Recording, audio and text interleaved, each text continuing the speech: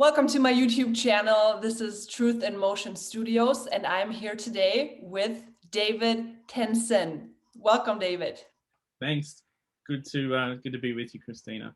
Thank you. That's awesome. And so what I've caught from our little pre-chat is that you are a human. I am real. Yeah. Yes. In the flesh, and that's awesome. And because you are not only on the other side of the world in Australia, where it is already the next day morning, Correct.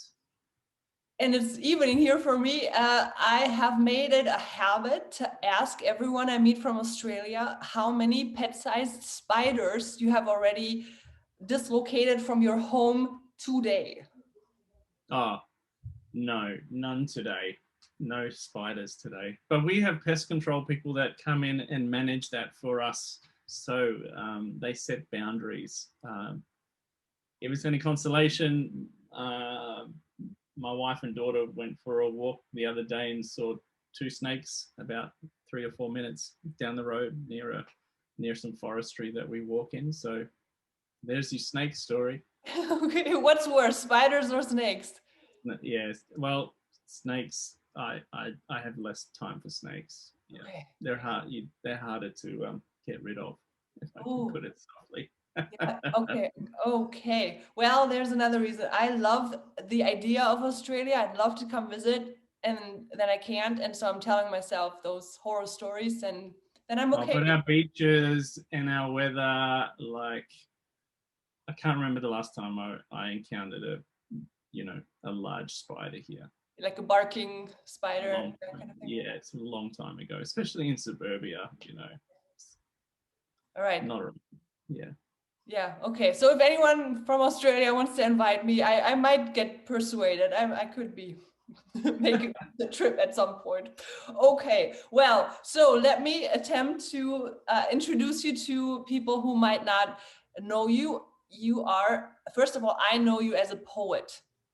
Yeah. Yes, you write beautiful, heartfelt, honest, raw poetry. And we will talk about that.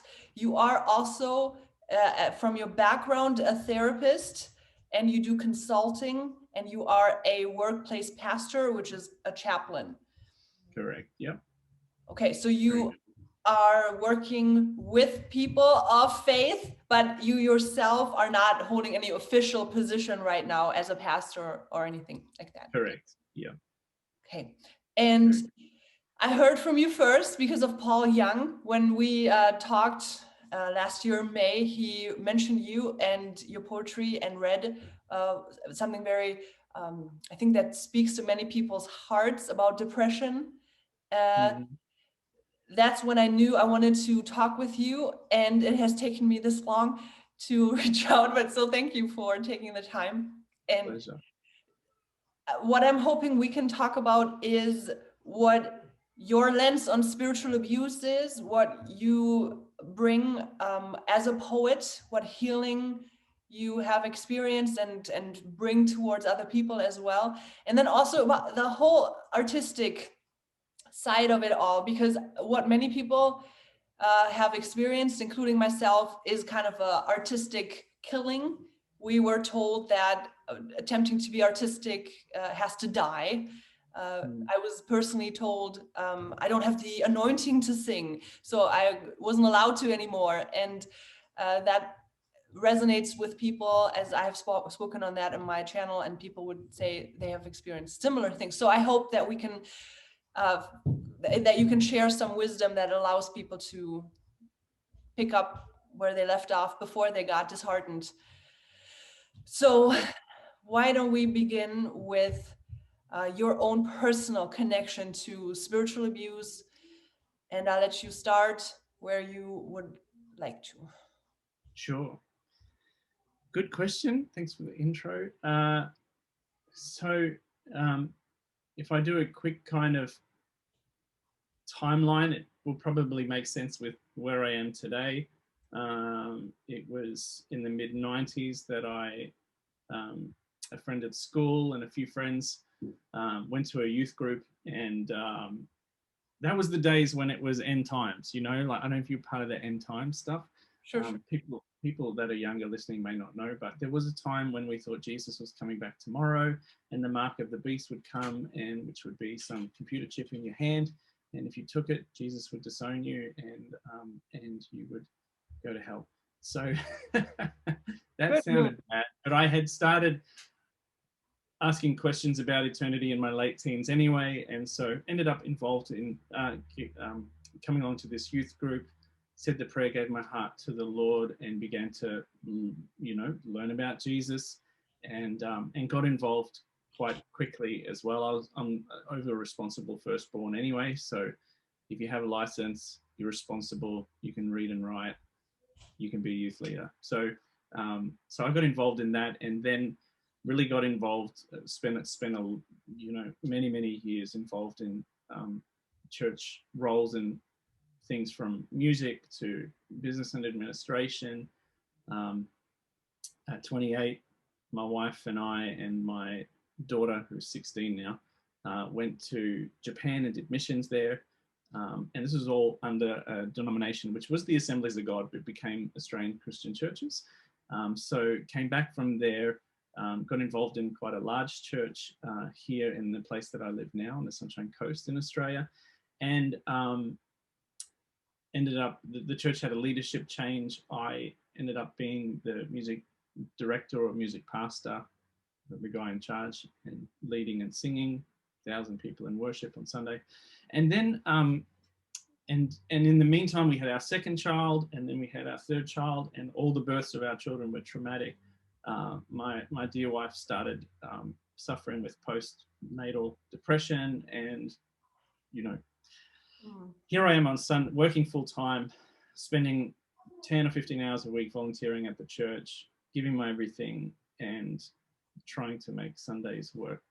Lights, camera, action, a music and production team of 100 plus people.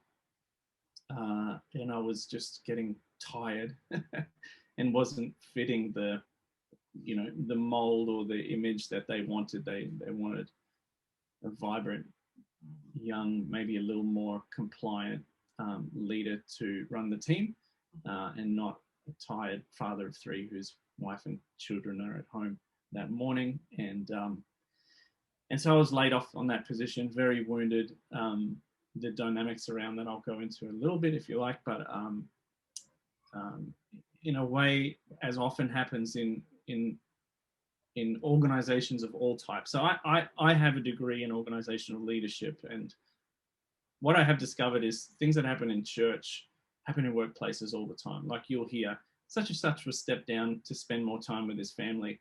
Well, the reality is they weren't performing, or we had a row, or we disagreed on something. There's not a lot of candor in those areas, and that's something people have covered, for years in the business world. But what ended up happening, of course, the church and leadership need to maintain their reputation, and also look good in front of the rest of the team. So I was offended, I was hurt, didn't know how to reintegrate when I wasn't serving and turn up on a Sunday to go, oh yeah, I'm not up the front in front of you all now because they fired me. Like I also thought if I was just really honest, that would be really bad towards the church to actually tell the truth to people. So we left, and I got involved in an inner healing teaching and training ministry that my wife had been in touch with and had been really helped her, and she said you should come along. So I came along to that and found a whole new tribe, cross-denominational, a lot more elders, people from Catholic and Baptist and other denominations, not Pentecostal, of course, and really got healed. Saw in a lot of those people, I want to do that. That really suited my personality type. So I started entering this whole stream and spent a decade. Long story short, I ended up managing that organization. I am really good in that space. I'm wired because of my high empathy and sensitivity, and still my passion for, theology and stuff. In my leadership capacity, I just did really well in that space, but ended up becoming the guy that quite a number of churches or pastors would call upon if they themselves had challenges, or their children did, or their church did. So what it meant was I was spending half the weekends a year flying around Australia, preaching at a church, but then staying on a few days either side of the preaching on a Sunday, sitting with people hours on a time, working through stuff, using a lot of the training that I had, the certification that I had. And also my wife's a counselor, so I was getting into a lot of her material as well. So I ended up really very, very, very exposed to, dysfunctional, problematic issues in an organization or in the sector of church and religion across different denominations, but mainly Pentecostal, charismatic, independents, and non-denominational. Not a lot of the mainstream, although a few pockets here and there. And I met some of the most beautiful, wonderful people, pastors and the kids, who some of those are still dear friends and who I love and try and support as much as I can as well. So on one side, there is a part where I see the institution or some of the systems that are run are really problematic, prone to abuse, prone to oppression. And at the other time, I see some genuinely kind-hearted, salt of the earth, beautiful but still wounded like we all are, and still broken like we all are, pastors trying to make sense of it all in a social construct of what church should look like, if that makes sense. So if you have a whole denomination of people, let's say in Australian Christian churches, which used to be AOG, and the pastor is beginning to wrestle with things himself, he still is kind of tied to, if I can say it here, play the game or serve the expectations of the people in that denomination, theologically, pastorally, all these kind of things. So in the midst of that, I just saw so many people wounded in these circles and in these environments, because it's so multi-layered. Like, it's such, I always say, father wounds can be tough to heal. Mother wounds are the mother of all wounds. Like, if you start dealing with the mother and the matriarchal and the attachment-based wounding in your life, like that's hard. But then you go to church wounds, that's a whole other planet. Like, it's a whole other area. And so I just kept, through experience and trial and reading and error and waiting on God, saying, can you show me some stuff here? I did develop some different ways that I help people wrap their head around it, feel validated, feel seen, get some language, and see the dynamics. And once you kind of see some of the dynamics that happen, it helps in a couple of ways, but mainly it helps with you go, okay, so this isn't just me, nor is it just them. This is something that's been going on for a long time, and we've all kind of been caught up in it. I would imagine that looking at it that way helps to not vilify the other and victimize yourself in your own perspective, but to realize, wow, this is really a product of the system I am part of. So Correct. Tell me more what you have learned about systems and their inner fault. So there is a in the inner healing space, or inner healing and deliverance, and for those that may trigger, I didn't do any conversion therapy. I did no kind of deliverance. The methods we used were probably more counseling and therapeutic. They weren't casting things out. It was, you minister to people's hearts, you listen, you use counseling techniques, you have a toolbox of different methods that you can use like a counselor and psych would, but you'd be present and present something there. So what I say that because there is kind of this spiritual aspect to it. Of course, we call it spiritual abuse, so we can't take that which is intangible and visible and just sort of discard it. Some people have a theology that there is no devil, etc. Whatever that is, there are some spiritual aspects around this as well, which, unless I had experienced some of this myself firsthand or as a therapist facilitating it, I probably wouldn't believe it. But anyway, it just, it worked. People were free, more in love with Jesus, more loving. So at the end of the day, I was like, I may not get this, but I chalk it up to mystery, and this is the way it is. I should also add, a couple of years ago, I then kind of closed my book, stopped seeing people. I went through physical burnout. That's when I started writing poetry as a way to make sense of it all, and then did my degree in leadership and do the workplace kind of chaplaincy now, and consult and do what I can in other spaces. Also have a growing family that I love to be around. I hated being on the road so much. I didn't marry my wife for her to be a single mum a third of the year, so before COVID. Right. So there are a few principles. The thing that there was something I came across a few years ago, and it's not a new notion. I'd encourage anybody that's listening to maybe look it up. But there is a historic practice and a custom of burying people in the foundations of a building in order to strengthen it. So it was practiced in parts of Asia and Europe and the Americas. And what they believed is that the bigger the building was, the bigger the sacrifice needed to be.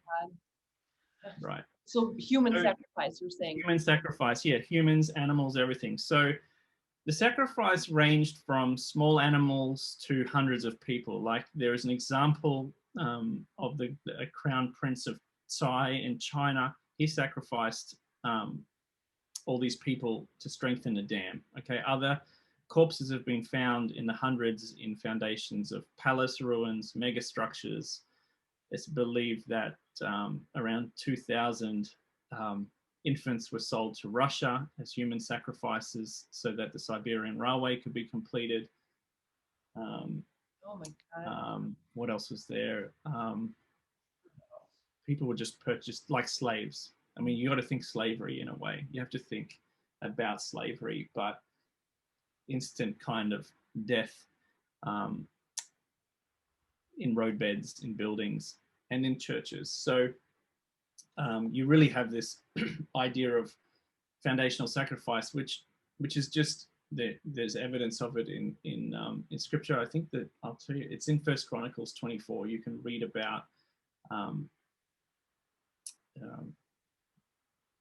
Zechariah being stoned to death. But in 2 Kings 3, there's this king of Moab. There's a battle against him. He takes 700 swordsmen to break through. The opposing king, opposite the king of Edom, but they couldn't. So he took his oldest son, who was supposed to reign in his place, and offered him as a burnt offering on the wall and against Israel, and then they withdrew from the wall. So in that kind of, it's hard for us to wrap our mind around, but we can't. One of the big mistakes I think we make theologically is we take our 21st century enlightened, we understand what engineering and science and all those things are, and we just kind of plonk it on scripture, and we say Genesis is a scientific document, never wasn't written to us, was written for us, but not to us. We see Abraham taking Isaac up. Like if you see, you'll just see it again and again, of somebody willing to sacrifice another person to get what he wants. Cain and Abel.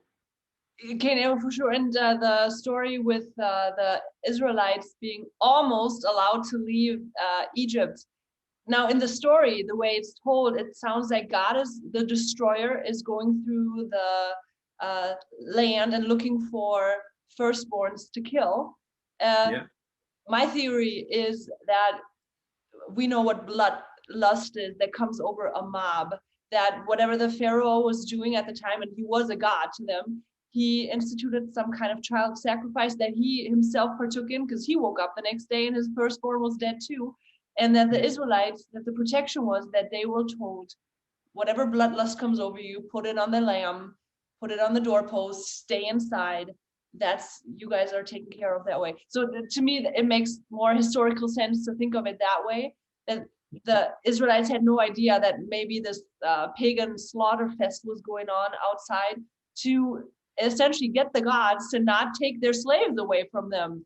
because that's what it was all about. Pharaoh didn't want to lose his work, his cheap laborers. Well, that's my theory. But so it goes along that same line that it is a human notion to think if I sacrificed enough, then the gods or the fate or whatever will be in my favor. Yeah, and we do this unknowingly today, Christina. Like there is this. I mean, there's a notion if you want to get to the top, that you gotta sacrifice. And I'm not calling all sacrifice bad, because I've been a parent for 16 years, and if I was selfish and self-absorbed and not sacrificial in the way that I raised my children, then I'm going to create more problems. That's not the example that we want. We're supposed to lay down our lives as living sacrifices, living stones. But what tends to happen is either we voluntarily or someone else involuntarily will force us into a place where we are completely, metaphorically, spiritually, emotionally, geographically buried. You talked about your talents before, things that you were, no, darling, you don't have the anointing for that. And what they do is they take that piece of your heart and they bury it in the foundations of the church. Your heart breaks, the piece falls off, and there it is. Does that make sense? Yeah. And so some people, kind of moving to family dynamics here, but if you grew up in a home that the family system was around, you're not important and you don't matter, and the only way that you got praise or that you could make life work for you was to be the rescuer. Codependency is rife in church today, particularly in high service communities. Some people grow up with such a low sense of worth. And Paul Young calls this thing the piece of shit theology. You're a worm. Yeah. I'm a worm, God. You're amazing. So if you grow up and then you're going to be attracted to that kind of theology anyway. I tend to think a lot of people's upbringing dictates more on the theological journey they begin with more than anything else. So even if that's dysfunction, whatever you've built as a coping mechanism, which we all have, if part of that was I'm the noble martyr, I'm the eldest, I'm the reliable one, I'm going to do that, I will say yes for the sake of everything, I'll forget myself, you'll be attracted to models and leadership that want you to be a sacrifice, right? The other thing is people who aren't like that, but kind of get tricked and shamed and led to a place where all of a sudden you're in the wall. You find yourself in the wall. I mean, there's some interesting stories from in Iona. I don't know if there was these mystics that lived in Iona, I think in Ireland. And there's a story of the priest or the bishop of that particular church taking one of the other brothers there in that monastery, and because the church building kept falling down, so he buried him alive in the wall. Apparently after a few days, story has it that he got sick of it and he just pushed the wall out and didn't want to be buried there. But even if you read London, I don't know if you know this poem, London Bridge is falling down, falling down.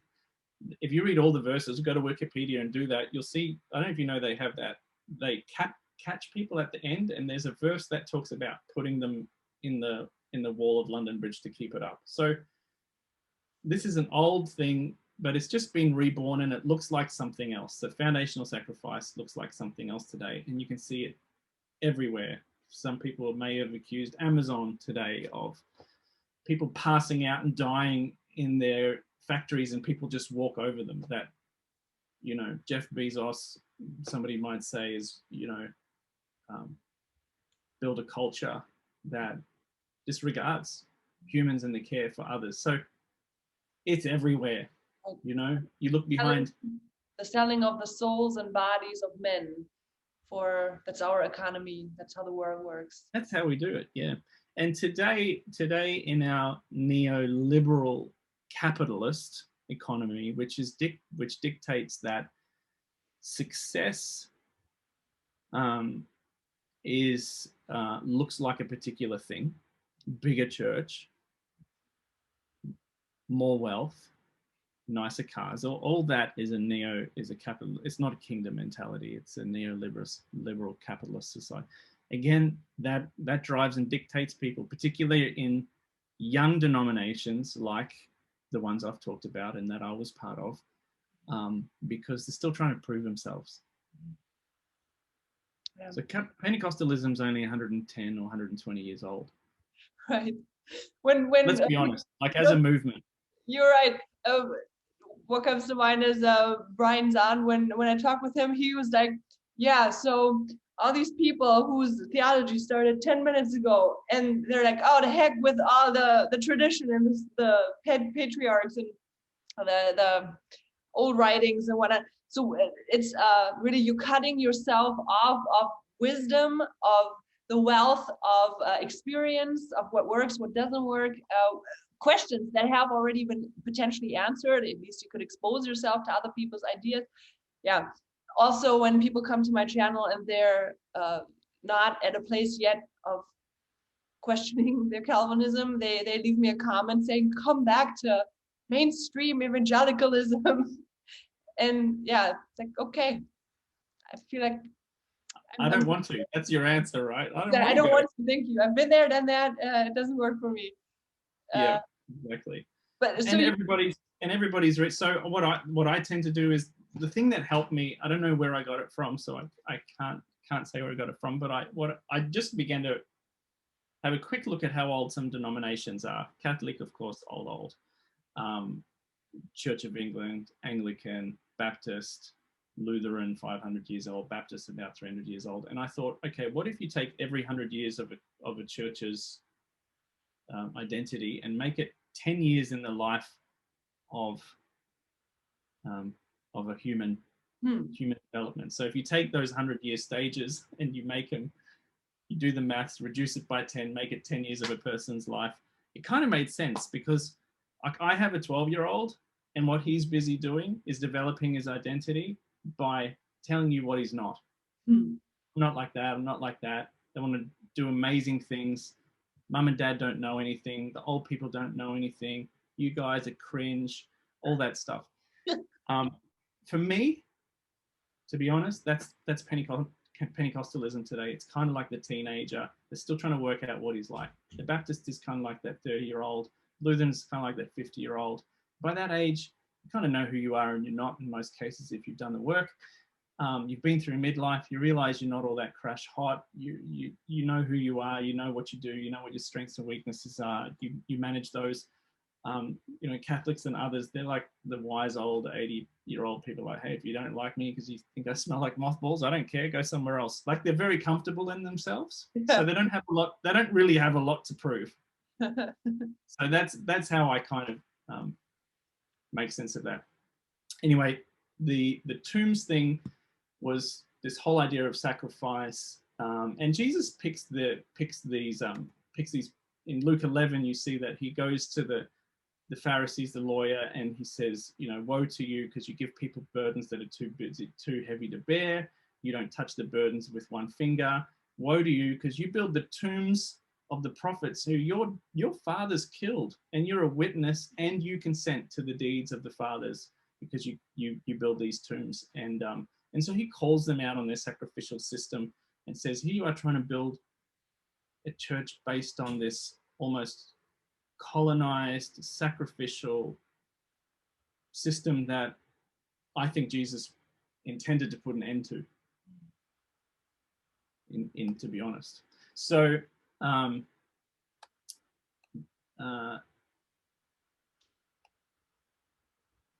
I then took that teaching, some really good teaching that I found from Brene Girard, which his mimetic theory, tried to help. It kind of allowed me to see why a lot of people are sacrificed on the altar of trying to build something big, particularly leaders, because you imagine like a church where the person esteemed and most successful is the person on stage with the microphone.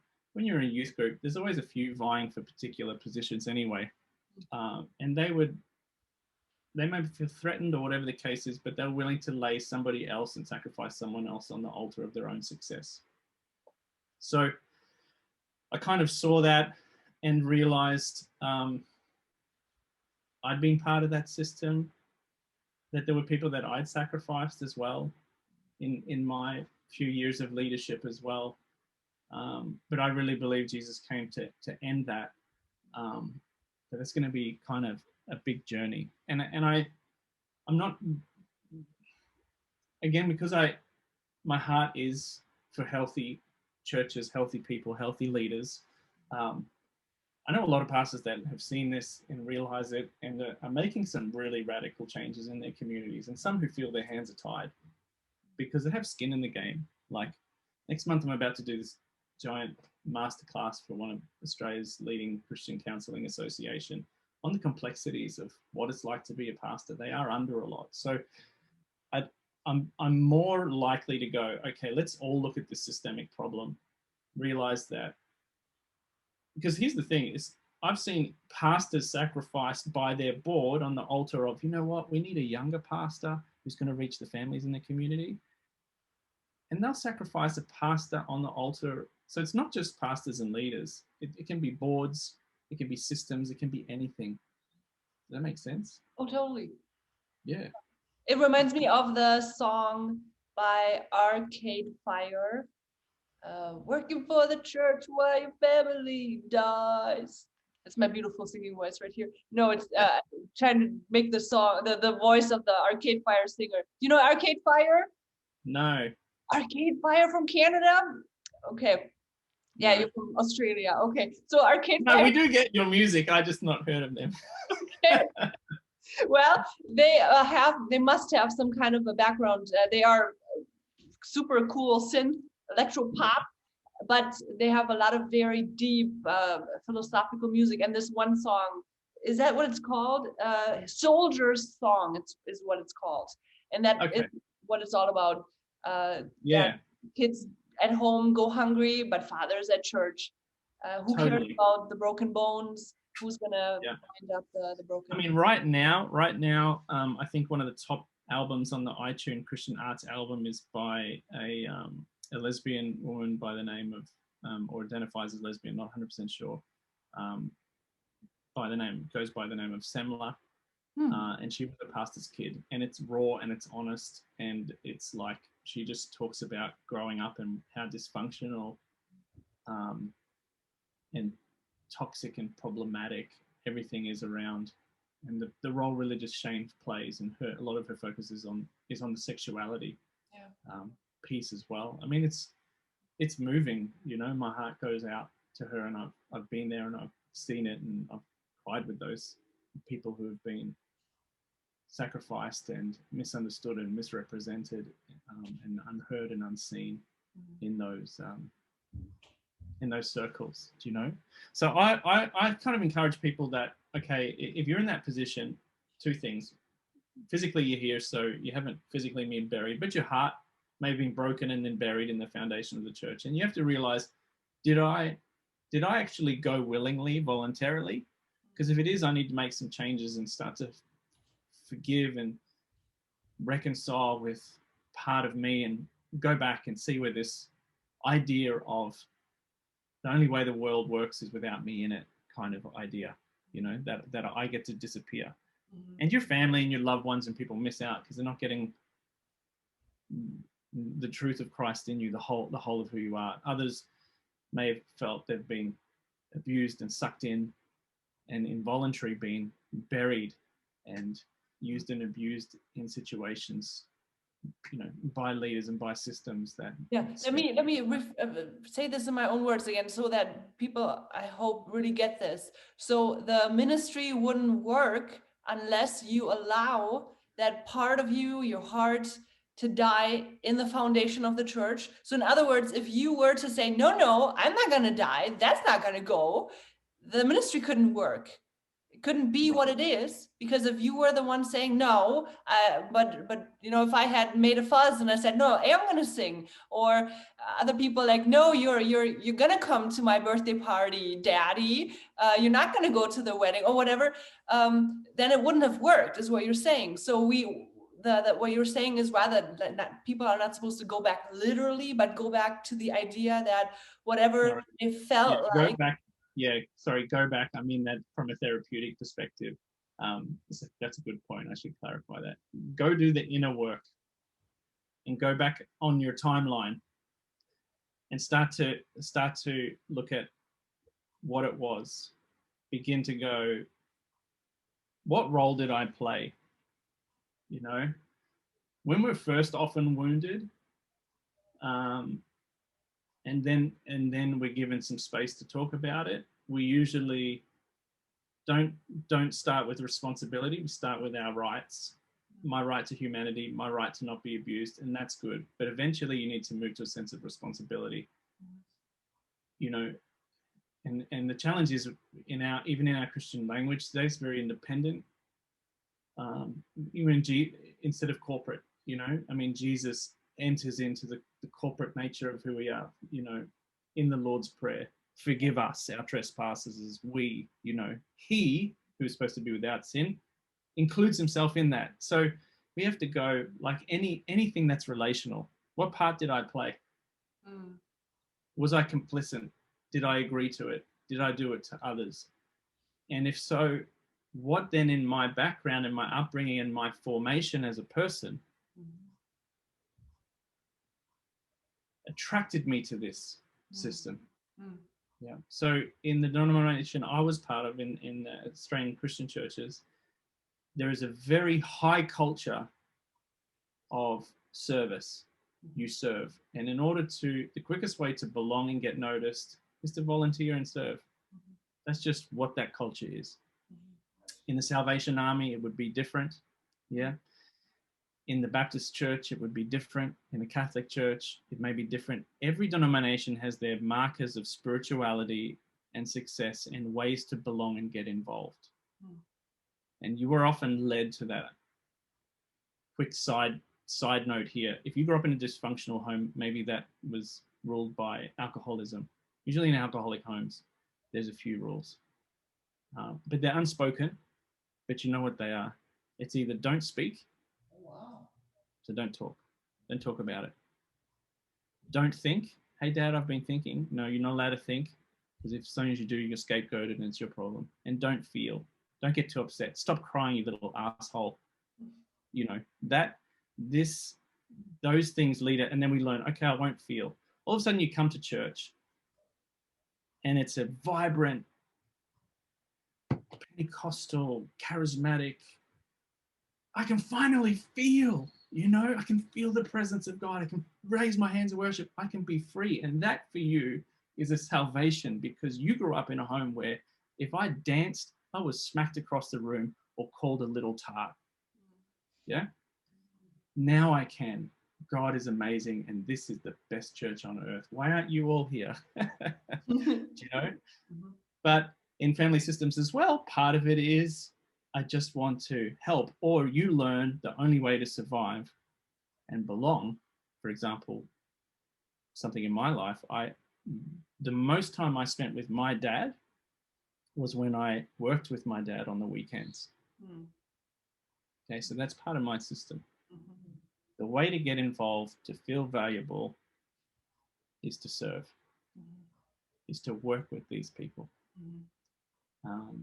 And I just carried that across unknowingly, you know. So we've got to realize what role we play too, because otherwise you get brought back into it. Like once the healing comes and so you've got to take responsibility, I think, is a large part of the healing journey. Understand that we have to give a sacrifice, but not be a sacrifice, especially unto death. Yeah. And we have to understand that, you know, I sat with a group of pastors. I was invited to a breakfast a few weeks ago out of the blue by somebody who wrote an endorsement in my book, actually, Salvation Army officer. So can you come and just talk a bit about your journey to some pastors? So we had about 20 pastors, all different denominations in my little area here at a breakfast. And one of the things I talked to them about, which is a huge issue, is that one of the most common wounds with pastors' kids and ministers' kids is they feel that their needs and their lives and needs and wants and desires and dreams were often sacrificed on the altar of all the needs of the church and the congregation. Like, I've heard that so many times. I've prayed with and cried with so many people through that. And And I just challenged them that you cannot do that. And they were looking, I said, the thing is, either Jesus' sacrifice is enough to end it, either what he's done is the all-sufficient sacrifice, or you think you need to keep adding your children to that. Yeah, that's huge. Yeah. You have to know, like, I was sacrificing my well-being, so I went through burnout. So because you can sacrifice your health. I know pastors that are, and leaders, people involved in church ministry that are physically unwell, like major health issues that are lifestyle issues, if I can say that, for that are lifestyle, that if you changed your lifestyle, ate differently, slept more, exercised more, you would solve the issue, that kind of a thing. Not to shame anybody that has other chronic illness, but we all know, we begin to know what we brought upon ourselves because we worked ourselves too hard. Yeah. There's so many people that will lay their health on the line, or a pastor will mortgage his home to start a church, and they've sacrificed that on the altar of it. And my question is Jesus' sacrifice enough? Was the lamb that was slain before the foundations of the world enough, or do we have to keep adding to that? Because I think the moment we knowingly keep sacrificing in a way, we have to just own the fact that I don't really trust God with this. And that's hard as a leader, but it's hard as a parent. It's hard as an individual. Like, do I really trust God in this moment? And if I do, how would it look different? So we have to understand that the sacrifice can be to build like churches and ministries, organizations, business, national wealth. Colonialism is just what this looks like. And as I said, church leaders may be sacrificed as well. Some of them are living, wounded people who are just doing what was done to them because that's how they took it as normal. Right. And that doesn't excuse it, but it can explain it. And if we don't see it, you don't get to call out and break the system. Does that make sense? Oh, yeah. What do you think?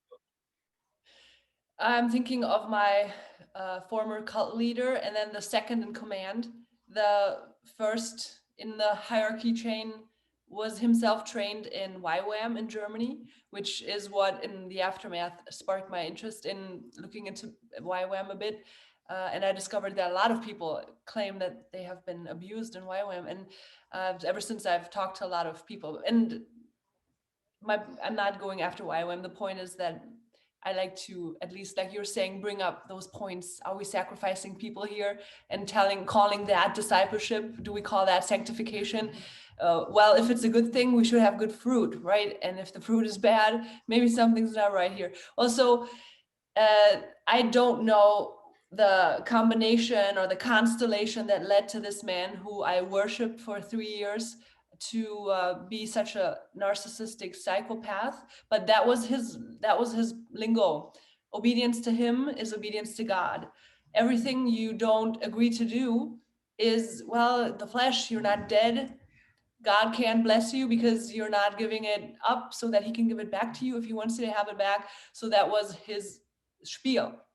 And people are falling for it for longer than I have, which is good for me that we got too rebellious and got kicked out, but we, my husband and me, and others stuck in there for longer. Did you lose dear friends and connections? Yes, for sure, family and my closest friend in the group.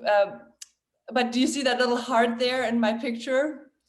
This is really cool. This is on the flower. Yeah. I have it hanging there.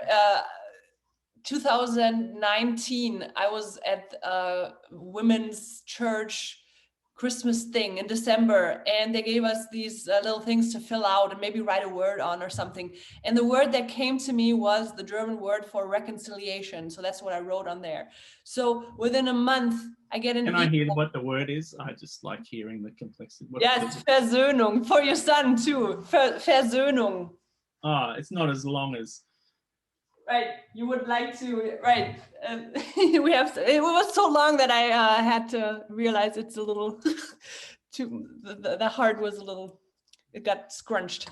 So, but the point was that within a month of writing that, I got an email from my maid of honor, my closest friend from the group, whom I hadn't talked to in 10 years. She wasn't allowed to, we were kicked out, and then you're dead. You are demonically charged. Having contact with you exposes the person to, you know, vulnerable. Yeah, so she left the group too because she got kicked out after 13 years. And yeah, so yes, I lost, but I also found people again. Totally. You know, it's funny because I as part of my responsibility, I thought, how long am I going to carry this by, these church woundings from? I have to understand that at that kind of age and stage of my life, my identity, my group identity, not my personal identity, but my group identity, which is very important for your formation from your teens to kind of early 30s, late 20s. That group identity, the group identity that was formed, was very attached to the denomination, was very attached to the way I saw God and church and everything. In fact, I remember meeting the group leader of my kind of Elijah House course that I went to, and she was senior lady, and she was charismatic Catholic. And I was like, I'd never, I mean, here's how it was, and you would probably get this. I just never mingled outside because I was busy with the denomination all the time, and grew up with some stupid, uninformed, immature ideas like, oh, Catholics, they just worship Mary. So then I meet this charismatic Catholic lady who's speaking in tongues and praying for people, and I'm like, wow, you're Catholic? She goes, yeah. I said, wow, you're just like me. And she goes, nonsense, you're just like us. You know, and she was right, like, as if, like, but that kind of cemented for me, yeah, we are the teenagers that think we invented all this shit. Yes. You know, you didn't. There's nothing new. And but that was kind of a bit of a shock to me, and then ended up ministering and speaking in some of these beautiful churches. One of them was half Pentecostal and half Catholic. It was an ecumenical community in Sydney, which was amazing to see. And you just find these people really love Jesus, like even more than you. So I thought I need to start moving through this forgiveness. And it was really interesting journey. And the more I worked through it, the more I began to reconcile it. And a strange thing happened. I never went really back into that building and back into that denomination. And I remember I was at some kind of conference years later in the work that I had to do, the work I was doing for Elijah House. And I saw the senior pastor that was kind of responsible in charge for my exit. And when I saw him, my heart sunk. I was like, oh. And he waved, he said, yeah, nothing's happening. Hey, guys. And I just said, God, there's obviously still some stuff there that's pain and unforgiveness, whatever that is. Jesus, would you please just take that from me? I don't know what else to do. And I just felt that lift. And not long after that, a few days after, I get a call from that senior pastor, and he says, hey, Dave, I know you're probably wondering why I'm calling. I saw you last week at the conference, and I just realized how mistreated you were. And I just want to say that I'm sorry for whatever that's worth. I'm sorry for what happened to you. He didn't apologize and take responsibility, but he at least there was something. There was an acknowledgement, you know? Yeah. And I've had that so many times in my life. I do think that when we begin to change our inner environment and begin to become ministers of reconciliation in here so that it works out here, things change in the atmosphere, and things allow others to approach us, and really I think that's the universal work of Christ bringing things together. Then there was a popular speaker at their church who I always loved to go to, so I walked in their congregation, tried to be secret. By then my hair was long, I had a beard. Before that my hair was like a number one, and so people didn't even recognize me, and I did look different, but my spirit felt different as well. And the pastor saw me, gave me a big hug, then gave me another hug, which was not like him, and then said, why don't you come down here and sit at the front row? And so he moved his whole family across, and I sat in his seat. And I sat down. I just heard the Holy Spirit say, "This is what restoration looks like. That you get restored to a place of honor." And I'm not saying front row is honor, but in that context, that is an honorable place. Do you know what I mean? It was more metaphoric than a literal internal church cultural thing. But I felt then I had done some of that work as well. And because of that, and I say this, sometimes I think we can be very critical, which happens sometimes.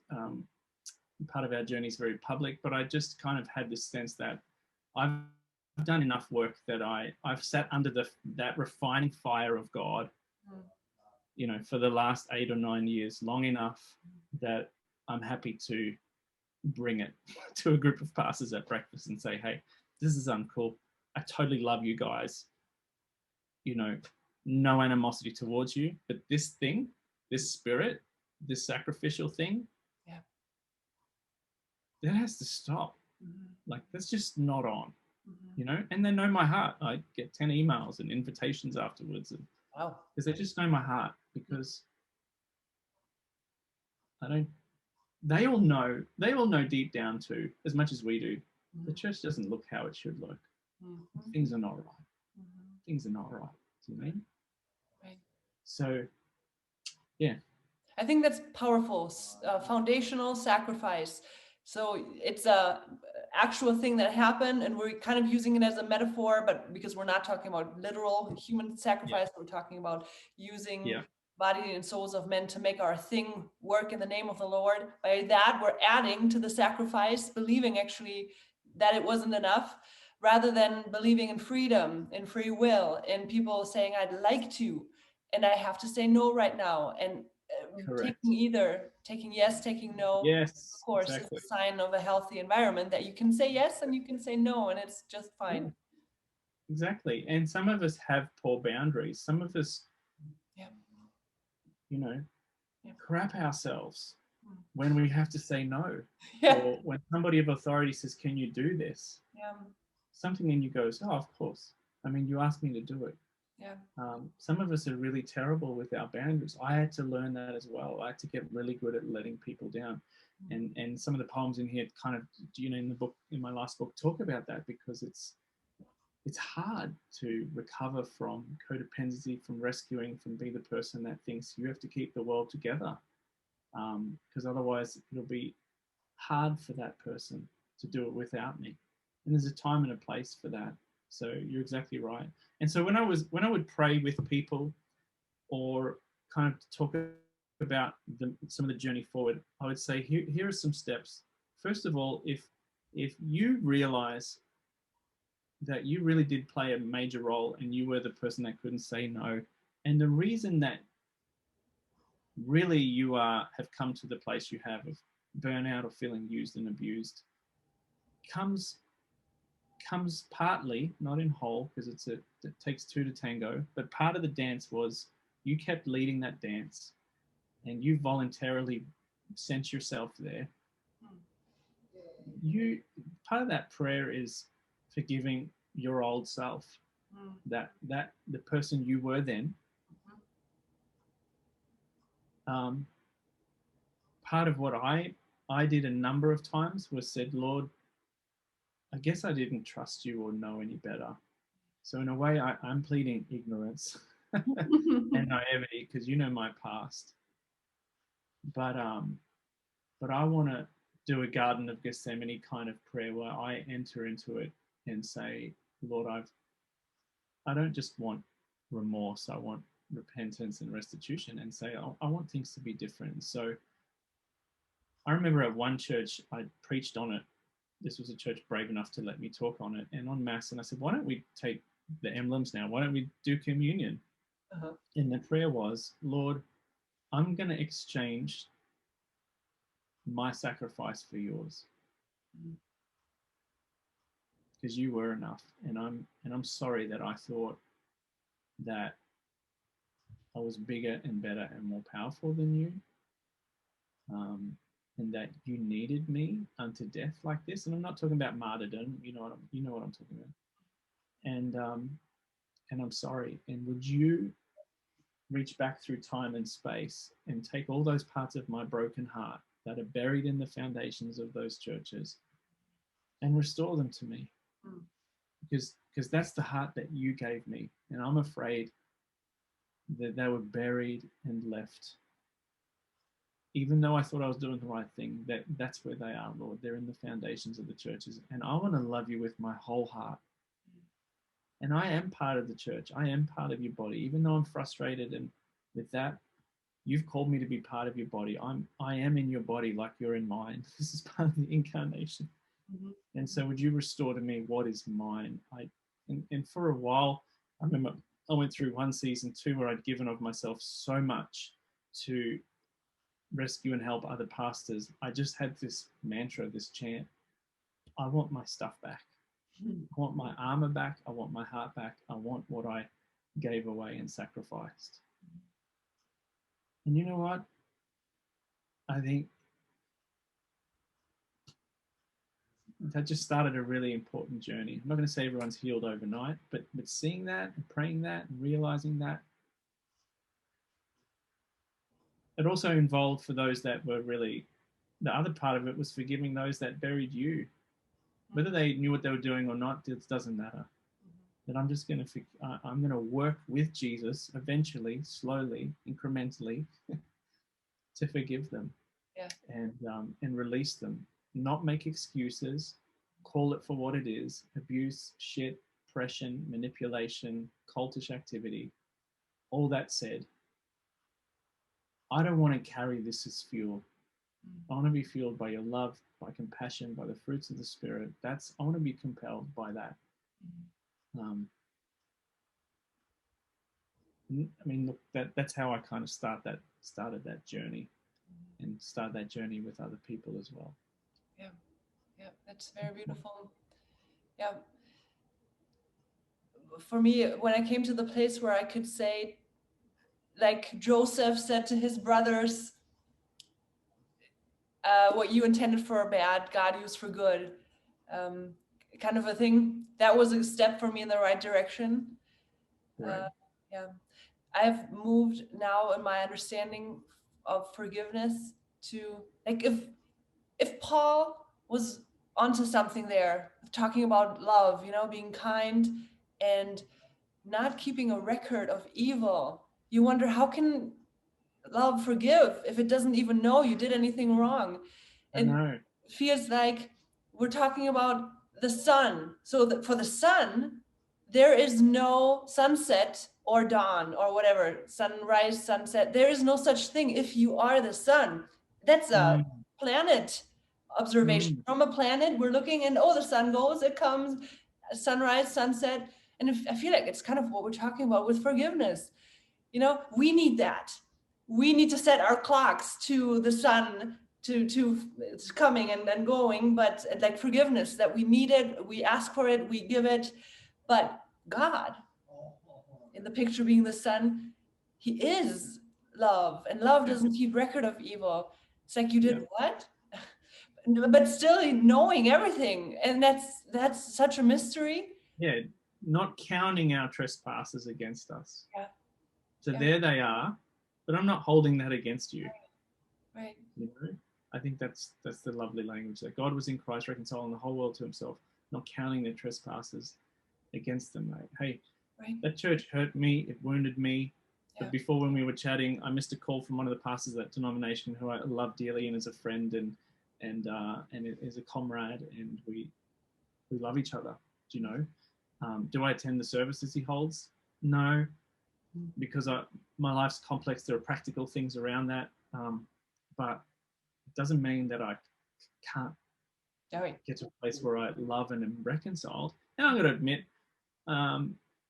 I've still got work to do in the conversations I'm having with Holy Spirit, because not that I want to be perfect, I just don't want to carry those burdens, unnecessarily. So there's some lessons in those. There's ways that I can grow. But for me too, having spent so many years, a very quick example would be, like, we talked about this before we went on air. My dad is an immigrant to Australia from Holland, but he was a mechanic. And one of the reasons he got out of it was because you just get so tired of your fingers being cracked, working in cold and dirty or really stinking hot places under the hood of a car all the time. And after a while, you're just like, I don't want to see another car. So even though you love cars and you drive a car, you just don't want to work on it anymore. And so for me, that's a bit like that. I have trauma exposure and probably some low-level PTSD from involvement with churches. And so like services on Sunday, etc. So that's just, yeah, can I read a poem about that? It's a short one. Yeah. Explains it. It's called Dear Church. Dear Church, I've struggled to visit your gatherings, not because you hurt me, but because you held so much hurt. And I had the hardest time ignoring it, even though you wouldn't see it. The hurt kept leaking into my lap. And it became impossible to undo. Your pain combined with mine were too much for me to fix. And that's why I've had to dismantle the lie that we can be separated. The lie that it's my job to fix and save all I see and sense. The lie that you're unaffected when I hurt too. So now I'm unsure of how we can dance again. But you'll find me in the shadows, slowly moving towards the center. That's beautiful. And that's kind of how it is for me. How did you dare to write that and have the audacity to think that someone else will want to read it and get something out of it? How did you find that poetic voice? I don't know. I wasn't going to publish my poetry because I didn't know if it was good or it would resonate with others. And I started putting some of it on social media, to be honest, on Facebook. And others were like, wow, this is really good. And it just, that hasn't stopped. And then I met Paul Young a couple of years ago now. We're at a conference together. I got up and read a poem. He was like, can you send me that? Do you have more? And I said, yep. So we stayed in contact, and 10 months later, he's like, please just put this in a book. I keep reading them out. Everyone loves them. This is really important. And so some of them are a lot more personal, like that one. And if I explain, I remember I did post that to social media, and somebody said, I heard through another friend, somebody says, David hates the church now. And I'm like, no, you've misheard. You've misread that. And so, but that's poetry. Poetry I like. I'm an Enneagram 9. I'm not a big fan of conflict. So poetry doesn't need a defense. Like, read in it what you like. Some of it, mine is not too cryptic, but there's enough metaphors in there. And I thought, you know what? I'm sure I'm not alone. And so that's how it's been. I'm releasing another book in a couple of months called So I Wrote You a Poem. And on Instagram in January, I just asked people, can you send me a story that you'd like put into a poem? And my inbox filled up. So I got about 60 emails or messages from people, and wrote a poem every day for 3 weeks. But we're talking about, a lot of them were associated with religious shame and struggle, like people feeling ashamed that they're single, or that they're divorced, or that they're gay, or that they're in a wheelchair and sick, or a whole lot of stuff. We covered topics of parenting, being barren. Sorry. I saw the one on being barren or having a miscarriage.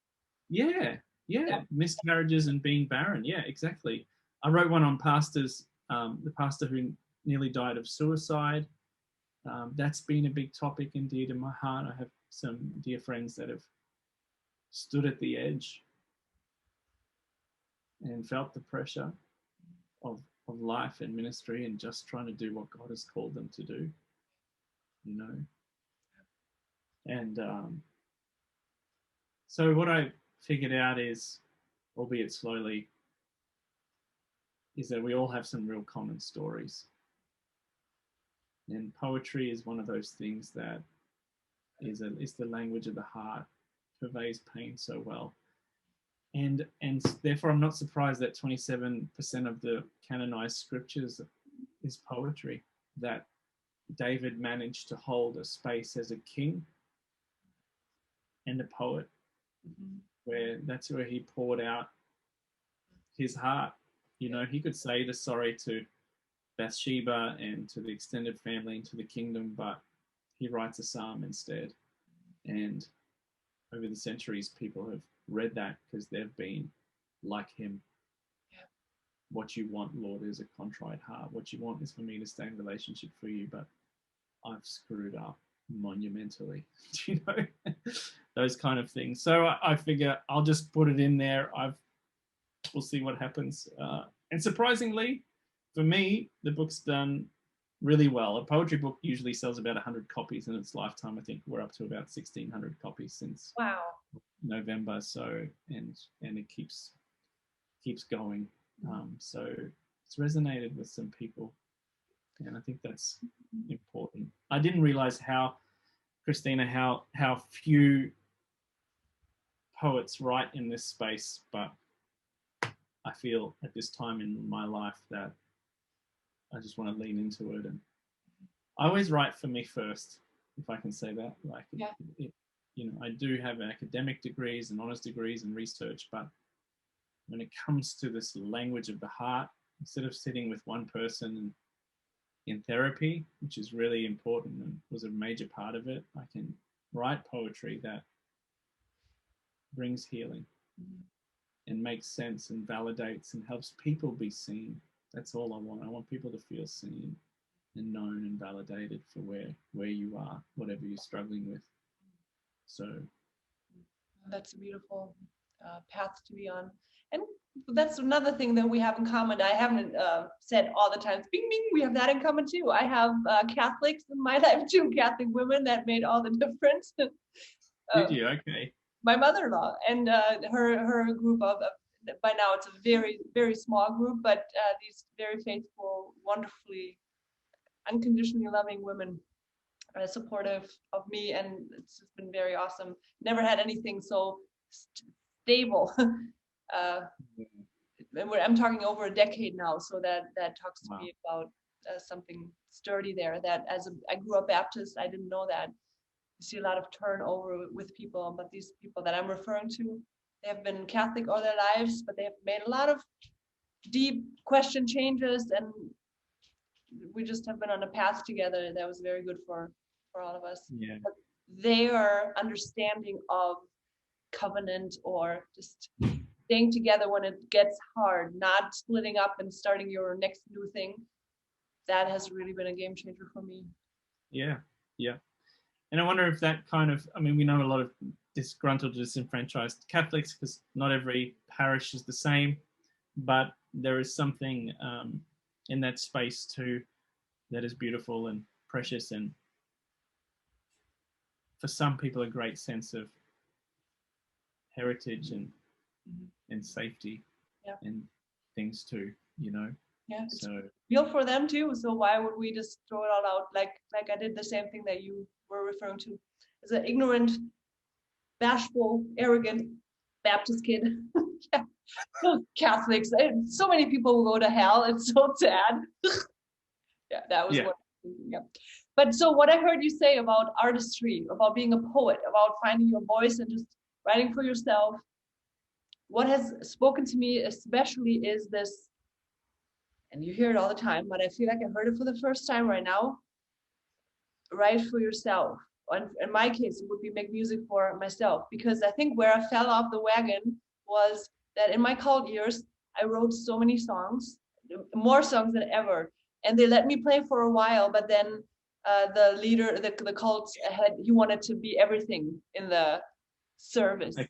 He wanted to do the music, he wanted to do everything. So I had to go. And so then I was told I don't have the anointing to sing. So I played for myself and people that wanted to listen to. And then I came to Minnesota, and at first I was still making music, but I played those songs from then and tried to write songs about my cult experience. and I couldn't. It just all sounded cheesy, but it all came to an end when I offered to play at some evangelical conference, and I played my songs in the background, and they were all Bible verses, and people would say, oh, Bible verses, a powerful song.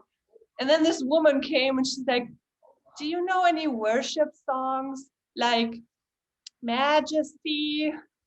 And I can't play the piano. I don't even know what chords I'm playing. I just move my fingers for my songs, and I don't know what the chords are called for the most part. And so I don't know how to play Majesty. And I don't know, something in there was just like, I'm done.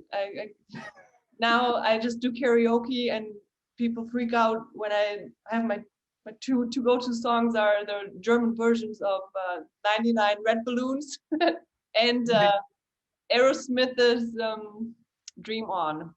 Wouldn't believe it, but I can power that song out, Dream On.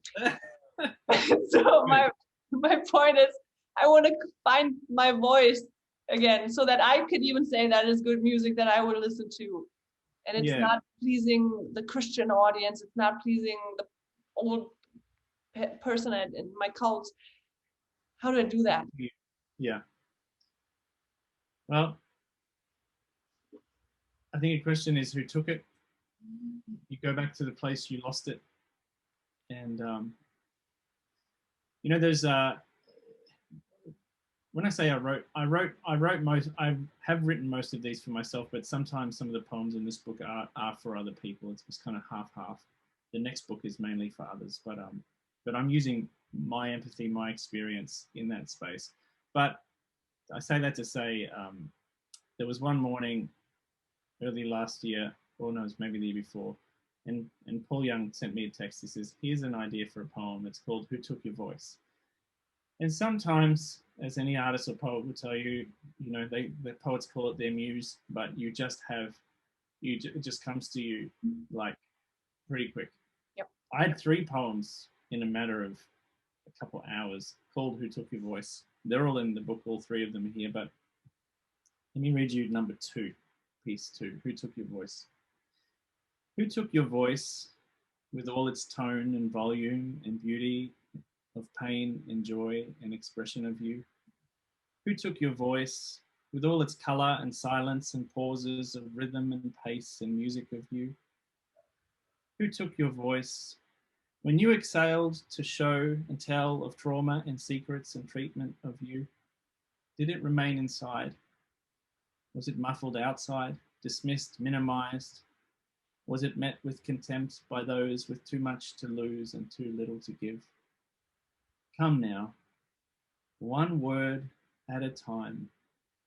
Like the healed leper, it's time to take up your voice and talk. This is piece 1. Maybe your no was not enough and dominance pushed it aside, like it was never there, and you learnt your words didn't matter. Maybe your silence was required and coercion whispered its lie that secrets were safer, and you learnt that truth equaled pain. Maybe your story was cut short and shame covered your mouth to filter in the darkness, and you learnt to only be positive. Maybe now that you are safe, the older, stronger you can stand beside the little one inside and ask the question, who took your voice? Maybe you were not created to have your boundaries crossed and your no dishonored. Maybe you were not created to hold all those secrets and all that pain. Maybe you were not created to tell a partial story in order to be entirely accepted.